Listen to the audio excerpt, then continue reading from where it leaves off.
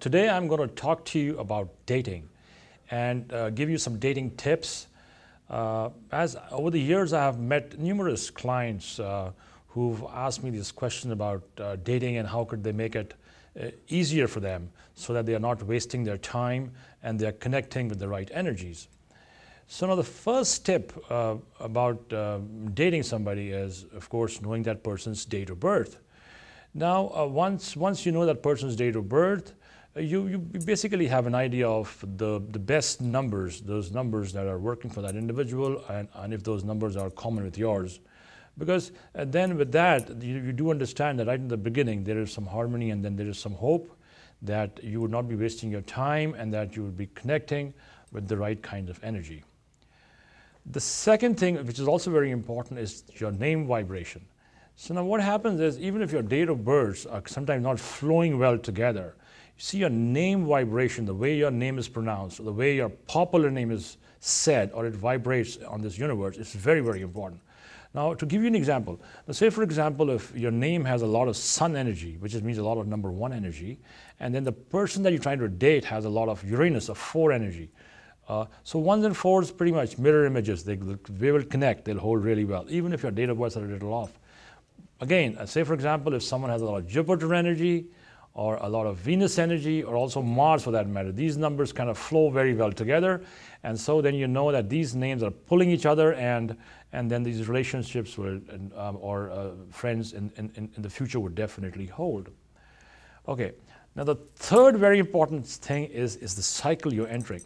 See, what happens is every year after our birthday, we enter a certain cycle. You know, our number changes, the energy changes, the planetary energy changes. Well, we all already know that. Now, say for example, you are your cycle is changing, and you are entering a cycle which is more Mars cycle. Say for example, you just turned 35 and you're entering your 36th year, so that's your Mars cycle. And then you're trying to date somebody who just turned 34 and is entering a 35 cycle. Now, which means he's entering a Saturn cycle. Saturn, typically what happens, is known for separation. It's known for depression. It's known for, you know, your BP going up and down and things like that. It's known for delaying things. This is kind of cold energy. So what will happen? Because you're both entering different cycles after your birthday, you think it'll be wise to be dating this individual? No, it's a big, big question mark. You'll be totally wasting your time. You will be absolutely frustrated. So very careful. So it is. So, and all these things can be found out by knowing the person's date of birth, and of course knowing yours as well. And then there's another important point that I want to mention here is that there are certain months in a year that are good for some and are not good for some. Now, say for example, if you have a lot of sun energy. So if you have a lot of sun energy, this is the month of August. You know, that month is going to be good for you. I mean, maybe more the middle, June, July, those are good months for you. So if you have a lot of Jupiter energy, number 3, say the month of March will be good for you, the month of April, May, or say November, December are good months for you. So, you know, so then you have to know what months are good for you. So if you have a lot of Jupiter energy and you're trying to secure a relationship in the month of January, forget it, it's not going to happen. You'll just be frustrated, be wasting your time. Or say, for example, if you have a lot of sun energy and you're trying the same combination, say in the month of November with Jupiter, it's not going to work.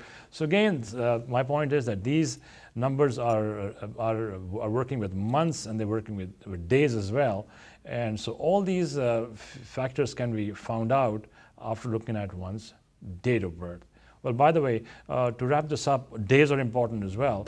Now, say for example, Monday is good for number 1s and 2s, or number 5 is great with Wednesdays, or number 8 is good with Saturday, or number 3 is great with Thursdays. So again, knowing your numbers, you know what would be a good day to go date a person so that you get the best out of it. Thank you for watching. Until we meet again, this is Jesse Kalsi.